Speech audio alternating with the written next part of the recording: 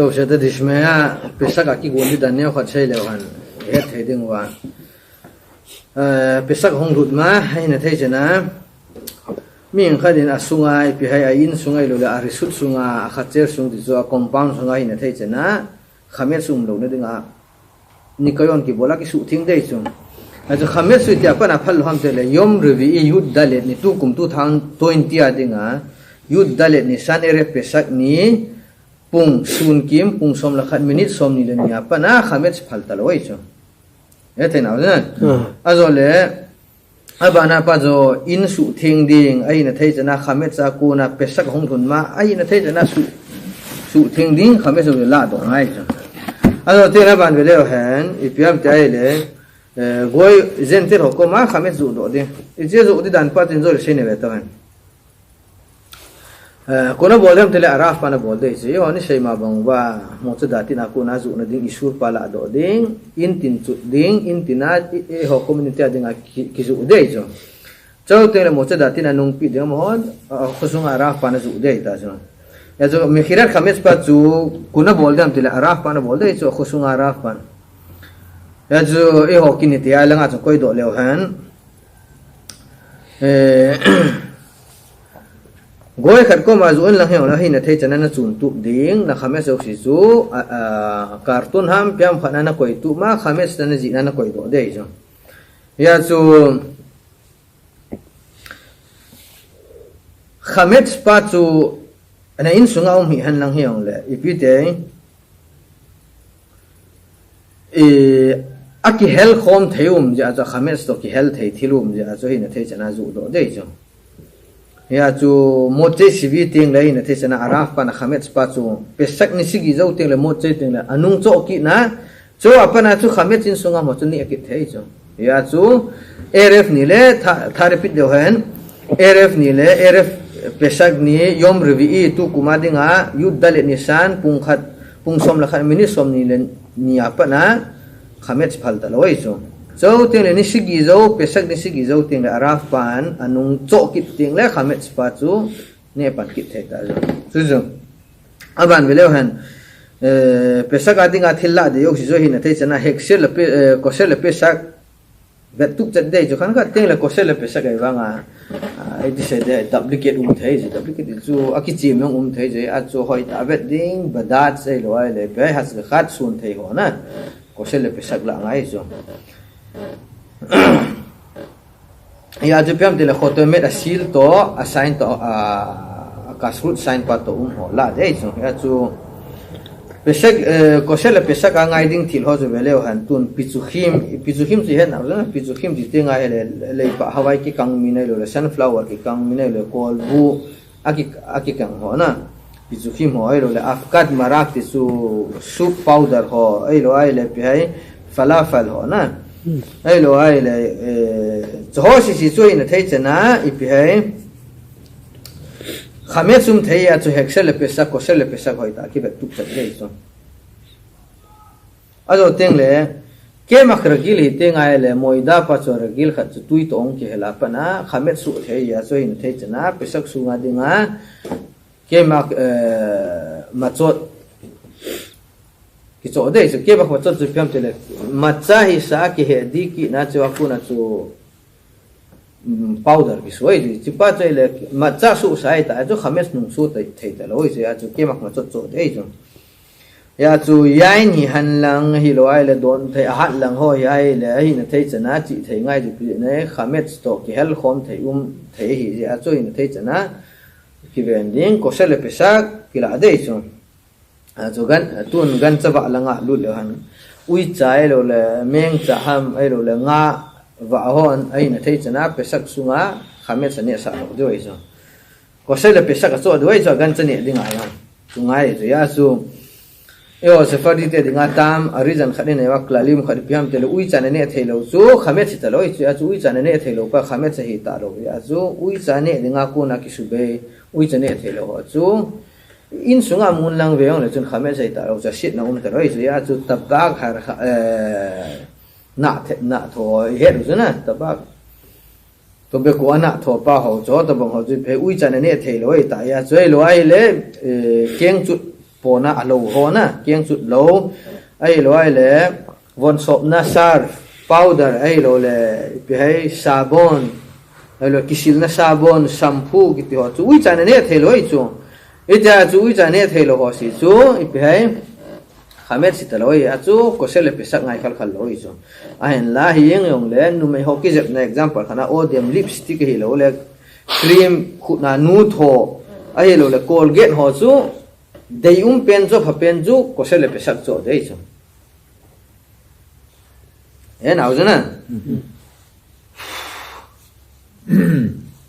tun sai ai le fresh ai le kosele pesak ngai lo bi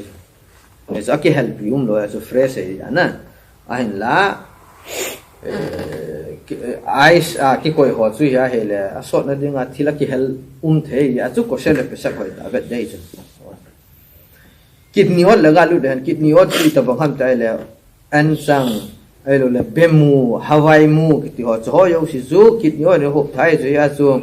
kidney hot ki ti zu khamet si lo chu ya chu safar te dinga sab pesak sunga an chang ne thei cho hin la an chang pa chu ko sele pesak cho yong le chun thum vei than ding azo te ne kit niot pa chu ne di yong le thum vei than ngai cho ya chu tam roi ho ei mi te di nga chu abui na lo bi cho an chang ne thei chu kit niot ya khamet chino hok tha lo cho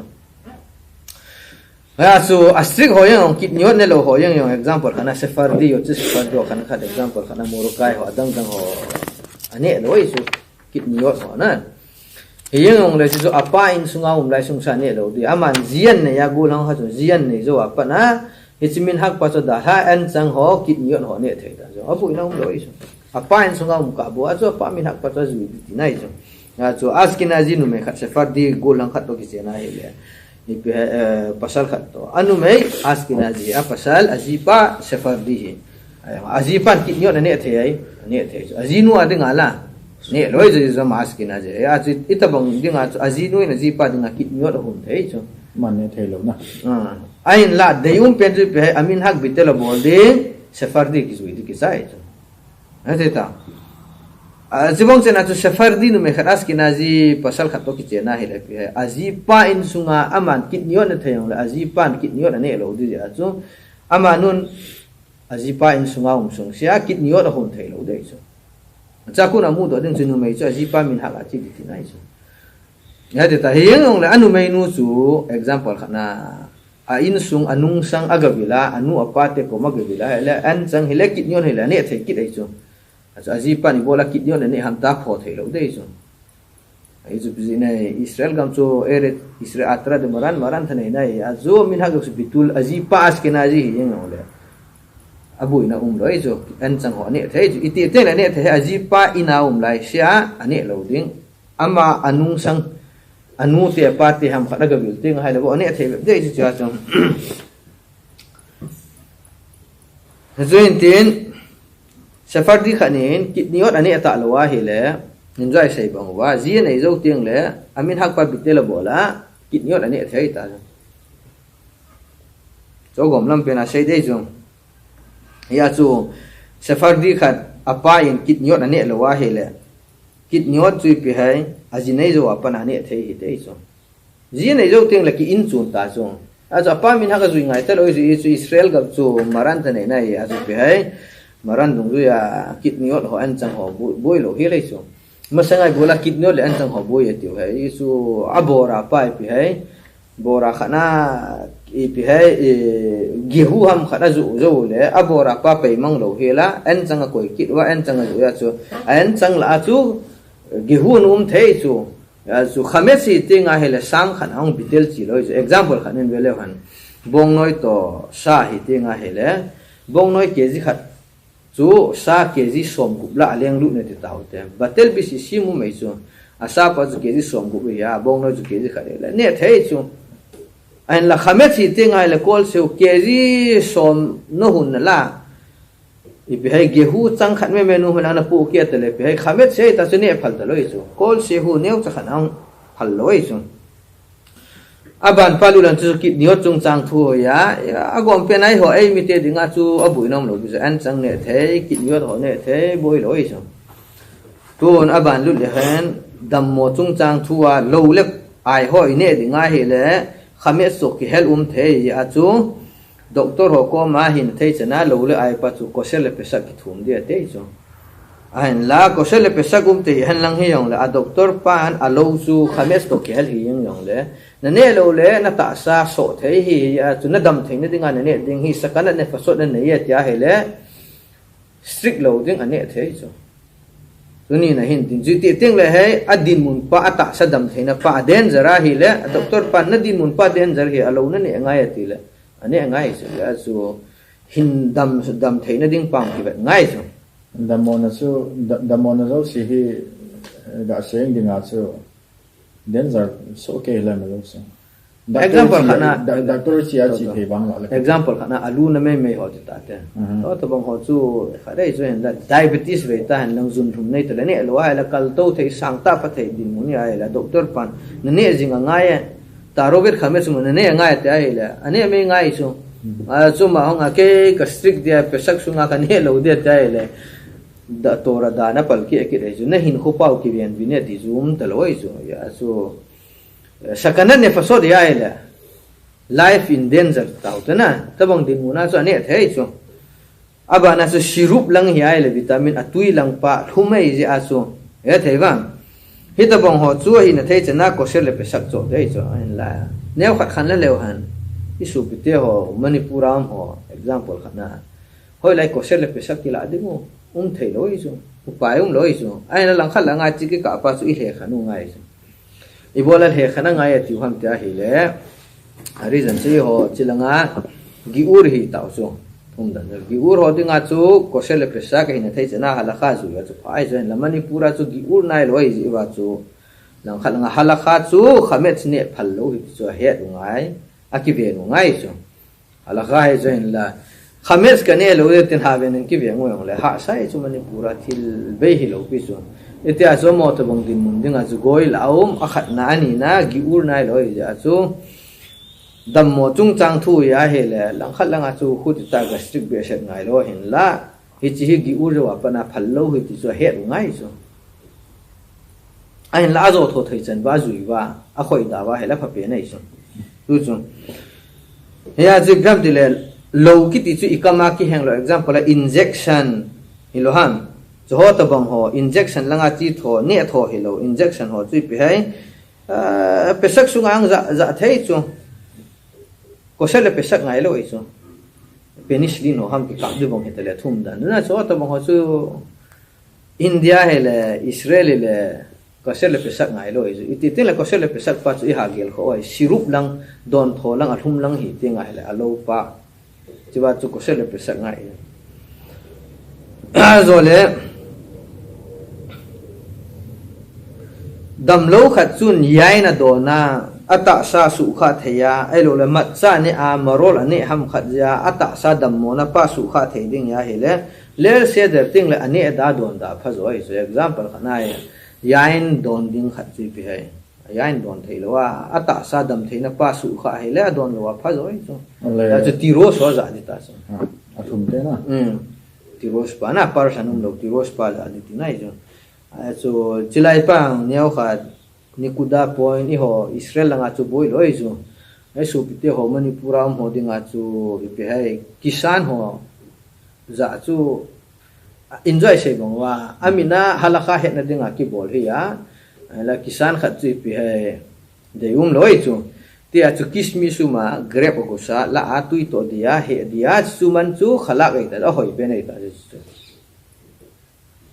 ya chu pe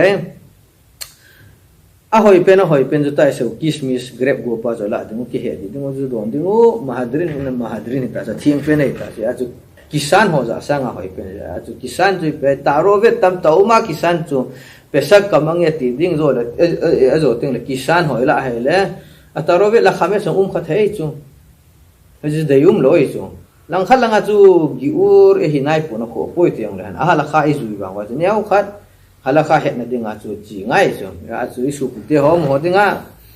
hong thung bin tin pathin wangin bu bin tin agam chinga boy bai thun ding bin na hong thung ka wa ding a chu kismis za wa he di ba do le he yeng ta chu pe nei chu kisan sanga hoi roi chu ya je pidi tam de le ban pa velo han kerim ho von kung le bel ho chung chang lut leo han tun agom lam pe nai la oi chi a zo kung le bel chu glass ya hi le glass pa mi I khaduma kin no ma hen lai ho dinga chu glass tha la hi le example lai ho chu glass in khamet sa zob lo wei chu ite a chu glass tha la hi le pi hai mi ga di jau ki cha za thei ta chu ai lo wa hi le tui don na man aza dan dung du ya king a mei chu ya zu kung le bel hi le tha la yo hi chu mi ga di phot dei chu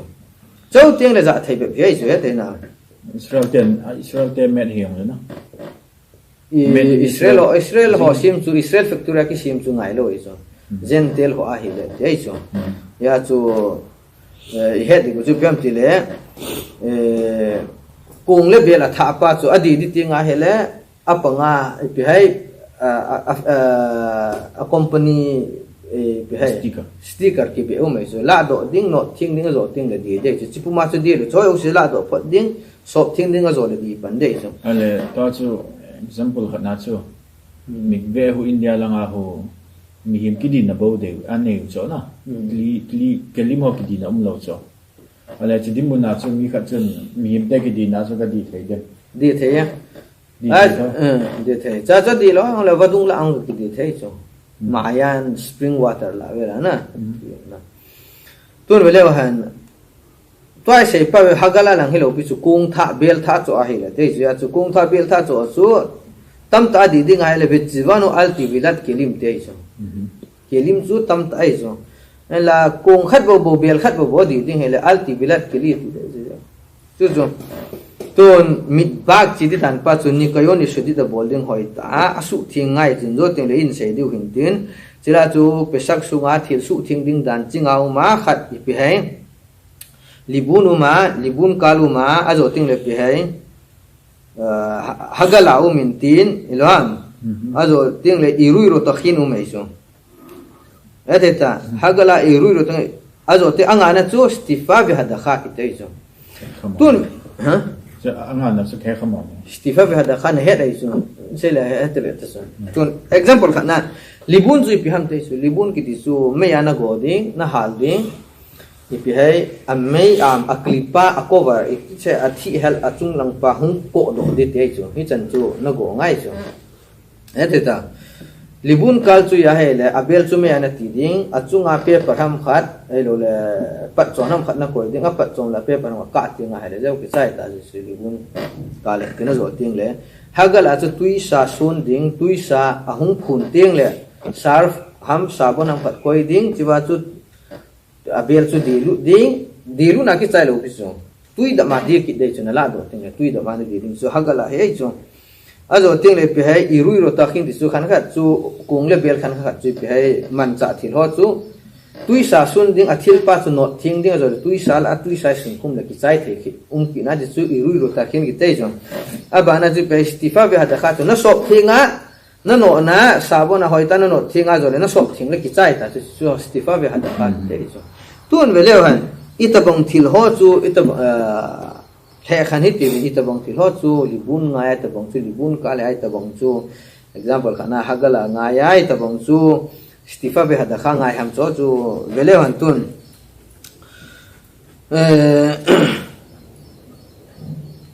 example khanen istifa be hada khan vele han example khut cham ku khat asa ki jang lo example am lekhem sim na me ka man adama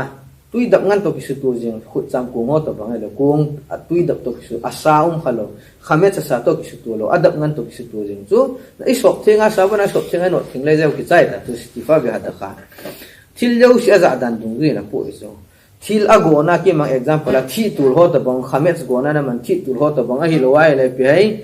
bakery a oven a tanur ti se ju ha oven tanur oven hin chu ai hon oven na ai pa un no over na episode le khem sim na ki mang tafnit ai khan ho bang chui pe hai libun ngai so ate tai lo le thil go na thil go nai mai thi tu ro to bang libun ngai so ayo teng le ita bang chui libun kal ham te so injai se bang libun kal pa chui pe hai abel pa so na tun do ding asunga paper ham na go ding hung ka thei chana abe paper ham ha cho hung ka thei ting ale chan condition cho pha ting ale libun kal he so tuan vele wa ni pe hai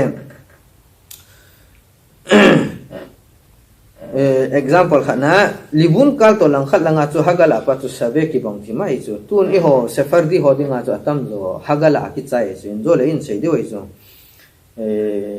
itabang thil ho chu hagala bol de am te chu tun enjoy sei bang wa meya ho chu meya chi ding tuisa to ki su tu pa chu hagala he ding adap lang to ki su tu chu stifa ve hada kha ki chai ta chu aklal agom pen hi ai chu ho he the dinga akoi ka thakha the ana tun ve leo han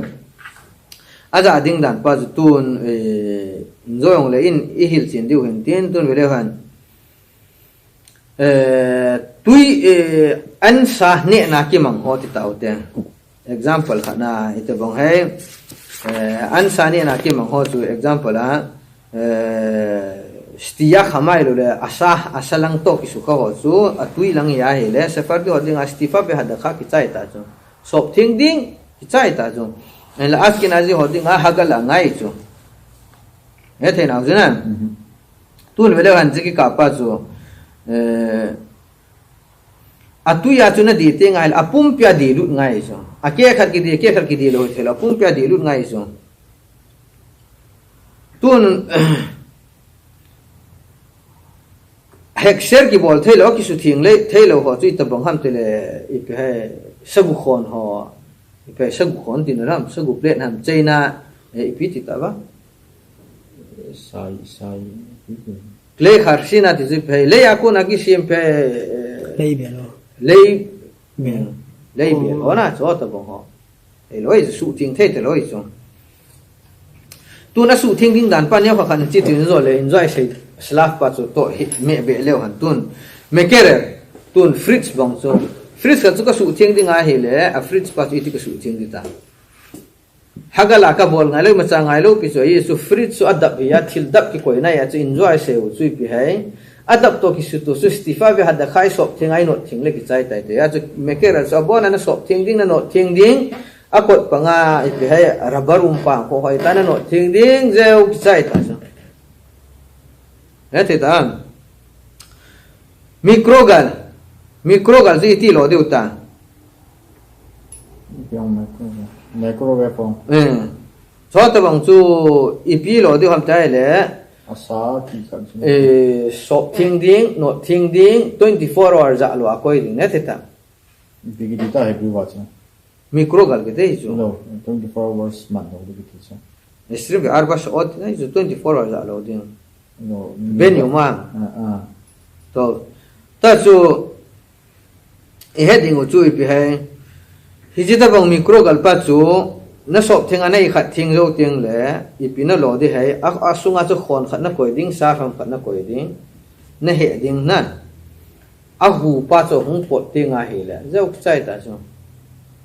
lo sop thing di da nei chu tai kiraim gas be bole kiraim gas kiraim gas su injo kan sei dei chu ni ko ne sidi bolding hoita sop thing ding akaf turim hoge ge pe a he na gas a he na hoge ge ko aninga ka pa sop thing ding zo le het lu ding zo chu hin tina zo ting le mixer kiraim su achung khuna pa gas a khuna o mai zu a khu lo na o min tin a khuna ne ngom zo di pi hai sop thing ding no thing ding achung ai pi hai tui sa sun khum ding ki zau chu I rui ro ta khini ti pau chu ta chu sun khum le ki chai ta zo le pi hai me ba ai rim ti chu gas a hu hung pot na aku chu le na kila do thei khula na a gas a mai ku hung pot na pa khu he chi pa khu pi lo di ham ta he le na ko ding a gas na on ding a hom ki ka la yo si an ka zo ting le a sunga khamet zo si ka bam le zo ki chai ta so na nga chi ma sang sa sop thing ano thing chu pai sop thing no thing ne lo ko ding gas on ding a gas hung kun ting a he le pi hai a ki ka la mấy cùng không có tiếng lá cái cả là khám hết rồi sử cả vam tới vậy tiếng là cho nó tiếng ngay ta rồi ya chỉ bị hay nikayon bol ding sop tiếng nữa rồi tiếng là irui rồi ta khen tui sa sun khum ding thế ta châu tiếng là bị hay coi ding ages su hal ding asunga khám hết rồi katan thế cái sai ta sẽ siwa so khát chú vót thì bị hay khát chú vót so abel gas ya abel tun na pa ko thế ta na abel tun na pa ho ya le sop tiếng đi nó thế đó rồi tiếng là irui rồi ta khen tui sa na sun khum ding khăn khăn ni libun ka la ngai de je nga tui sana sun khum ang le thei ta so tui sana sun khum zo tiang le aluminum foil na tum ding zeu za thei ta ju bisa ka ding nghe thei nào thế na ya zo aban pa ju piam te le tanura fia ju pi hai thil tanur pa oven te taute electric oven pa na inja chu micro gare so micro oven ta hi tanur ai su oven na idi su thing dam te so pesak masanga ni khat za lo akoi ding ajo teng le 24 hour za lo akoi ding ajo teng le chu sop thing ding not thing ding na ayo teng le pi hai pungkal khat temperature sang pena pungkal khat na ko di deu kisai ta san ma se pena 24 hours za lo ding azo teng no thing ding sop thing ding azo teng le pi hai on ding 24 hour 24 hour ka tin pungkal khat temperature sang pena ko di deu kisai ta nur su thing da nei jo me kham tui sa koi na pa sabatnya me kham tui sai koi na pa ko na electric boiler tao te zui pi hai sop thing ding no thing ding pi hai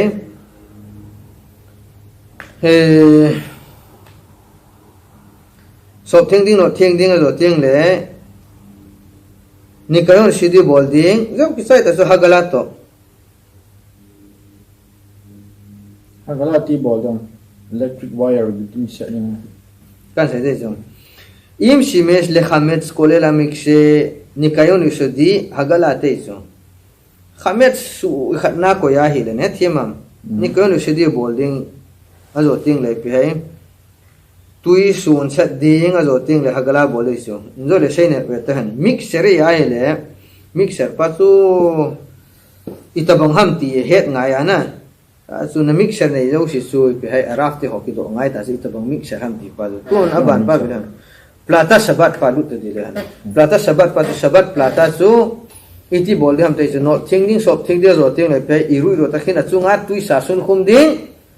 aluminium foil tum khum di jau sai ta sam toaster ya le toaster pa chu ki bol thei te lo bi zo koi do di ta so pe sak sunga za lo di ta so kior to birazim ti su tap water hong po na tui chak sanga ki jang pat akior iti sei du ha kior te tau de english ai ti sei du i sei de mai pa sing in a sing pa ho na kung sop na sing pa te water pi lo du hai ti chu abona sop thing ding no thing ding tui sa sun khum de jau chai ta so iru ro ta khin ti nai chu ai le chak sanga a size pa iti sei de ma size pa na asing uma panga size ilong heju ni kayo le sodi bolding sop thing da tui sa sun khum ding kisai ta so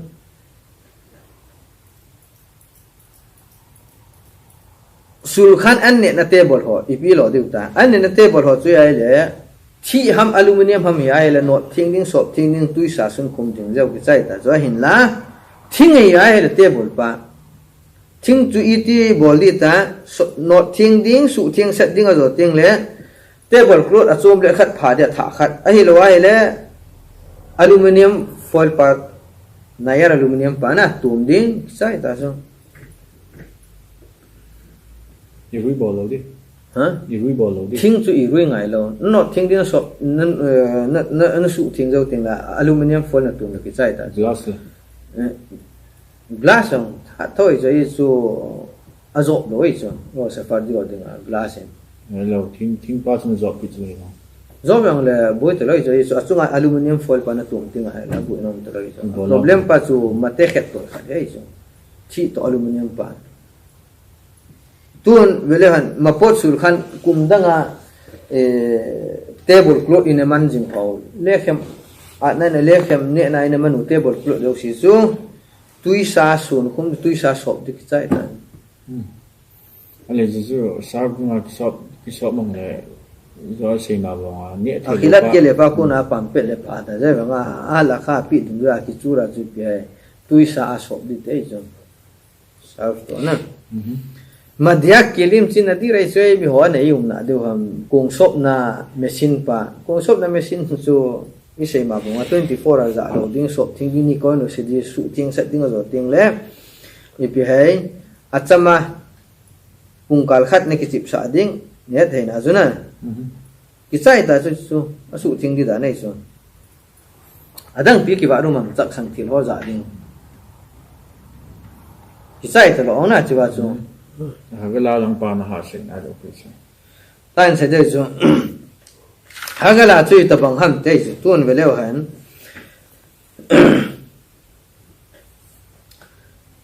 ama sa pena libun kal chui ta bang ham bowling pa ai lo le hagala bowling pa chu makhwatot sire aluminium machine example khana aluminium ki se kung ho bel ho na khat hin tin zo ching le makhwat chu pi hai thau kan na ki mang makhwat ho kan ga khan hin libuna bo le libun ngai lo i chu na no thinga thau kan na ki mang makhwat pa na no thena sop thinga hagala na bol ki chai ta so ya chu i ho a tam zo se far di de zo hagala ki chai di so tam zo ja gas ho ge ge ya gas kha chu bo to pi hai a gas akung hung po na hom pa yeng chu pi hai isop thinga zua ages pai ona la aki ka ala khamet so halwam la ki chai ta so ron azo ting la abel ko ina tun na pa khula enjoy sei bangwa chu asop thing sana no thing sana tui sa sun khum la ki chai ta so tun mele han hagala bona dinga tui sa pa chu hi na thai sana sabon ham sar pham khat koi te te ngai chu sabon ham sar pham khat na koi ding chiwa chu chila chu na bowling bel pa chu na phum lu ding na la do ding tu mele han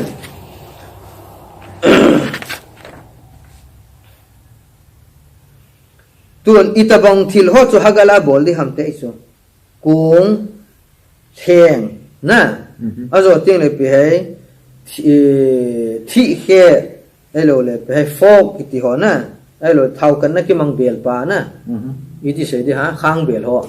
so tabang si chu hagala bol de chu ete ta na libun pa si piti ta ve me to yasara direct alut hoi tu example khana bakery ki mang thil baking ki bol na man cha ho zo ke ham khat ai lo le pe le khe mam khat ko ya oven sunga ki koi lu cho chu hi le pe libun ngai ai chu oven plate no hoti ne tas oven sunga plate pa a tray ti ding ham ai la ho chu hi le pe to tanur khashmali ho electric oven ho chu hi le enjoy se ba shop thingai no thinga pungkal khat temperature sang pe nai ko ya hi le jo sai asunga tray ho kuma boi tero ya chu atam zo problem pa ipam pe we ji ti pam pe atam zo hagala che chi ho kan kha kan ni hi la makhwan ho ipi hai thau kan na ki amanu khang be ho hagala bole se ho tinga ngai lo i so hagala ka tin libun yon hagala ai bole ki chai ta no thing sa na tuisa sun kuma ko ni ki chai ta so ti bo na di din ti la azo le tui bo na tuisa ko na la do teng le tui bo na na di ki ai so na phum lut ki de ya chu irui ro ta hin pa chu iti bol di ham te so hagala pa ya ki si ta na bon pen kung bel heng le bel ho thi khe ai lo le fo ki ti ho yo si so hagala bol de so ni za di ga na phum lut le na la do pe thai ta so bo ta lo azo le irui ro ta hin pa chu tui sala ding sun khum di tiu ya cho ta bang chu i ta bang he example khana sing ho na ai lo le mid box size ho so ta bang ho te bole le aluminium ai lo le thi le tui sa sun khum dei so thing ai le enjoy se bang wa ki no thi nga chu nga table plot tha a pha ha mai lo ala aluminium foil tu khum le chai ta ya chu a pen ji bag kiraim gas soil le khat chu vot ho abel tun na ages abel tun na pa ki mang ho na i cho yo si chu i pi hai aluminium foil tu ma pa ai sa tu sai son khum jo tiang le ya the nào chứ nè ya chu enjoy sai pau ju pi ham dai le stifa ve hada kha ju pi hai tu asa to ki su khalo yo si chu khu cham kung ham kung hi yong le pi yong la asa lang to ki su khalo yo si chu i sop thinga I not thinga sop thing le pi chai ta stifa ve hada kha yeng ai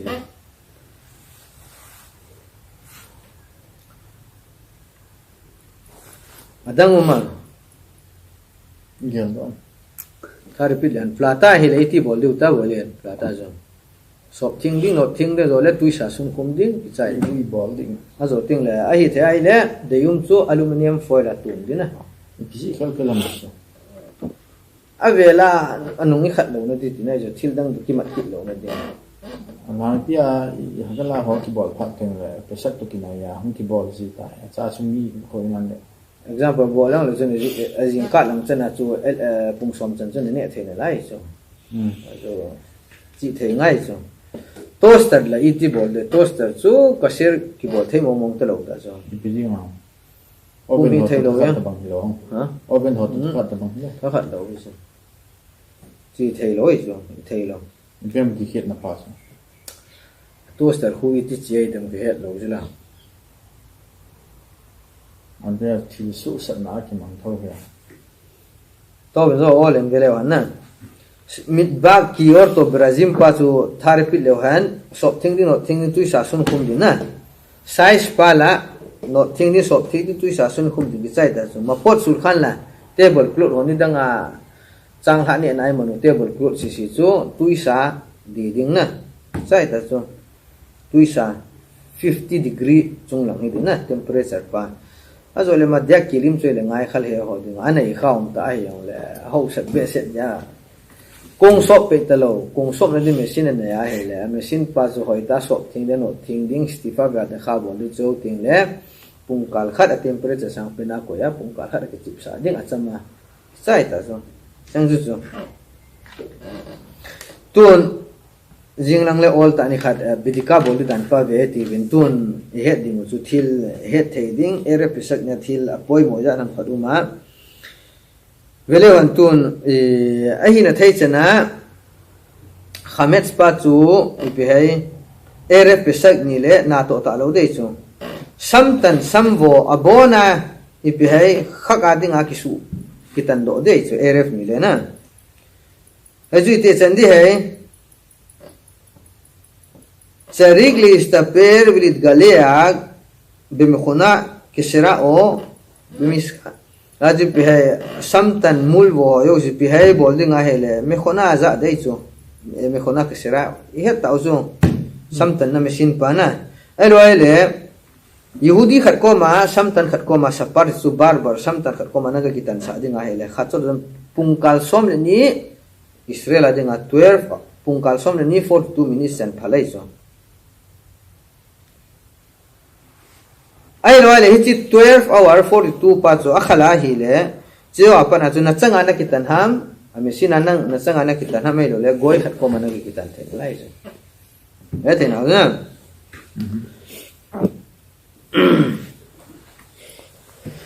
ya chu sun sun ki ma pa na na to phal ta lo iso hin la von ai e von ake ho su sun kim lo apana hui the na lai chu ai lo le kiang chuột po val po thieng hong bol thiền lai su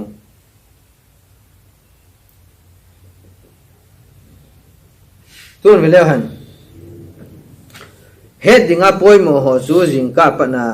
head dinga poi mo su eref khak ni le khamet sum ta pun akizu do tai ti chu ai na thai chana ki ba ding kung le belo si hagala ki bole lo li buna bona ki bun tup ma sat ngai chu head ma sat dina khamet zo si chun tup sau ma aki koi do tai ti paong ai na thai chana head na dinga ta sa koi ding head batuak hi ngai chu zo ting le pi hai he ding chu che chai nan la le han jing lang le aban pa zon thei ta chu chai na khamets ni na dinga aphat ki chai na chu pung so minute gu pi ai chu pung so minute gu ma pa na khamets Israel gama Israel gama cha pa na chu ne phal ta loi chu khan khat astrik hon pung ko minute so nga pa na ni ta lo wei chu ragila chu pi hai pung so minute gu cha nei chu astrik hon pung ko minute so nga pa na ni ta lo wei chu tu kuma di bu chu so teng le a hal na dinga ki chai na timing ki chai na pa chu pung som la kha minute som ni na thuma ki chai ta chu astrik hon pung som la kha chan hi ai chu ete ta 11:23 chan hal thein lai chu astrik ho dinga pung som la kha chan hi ai chu ya chu he ding chu pesak ma thil hoi su thing ding ki sop thing ding ready made sound ding kit ding le ma cha sim dan ve ti rin ma cha sim dan to aning ka azo ting le rf pesak ni le se dara da ki gom di dan pa agom lam tan sei ti tu ni chan chu in tin Zagubaru ai go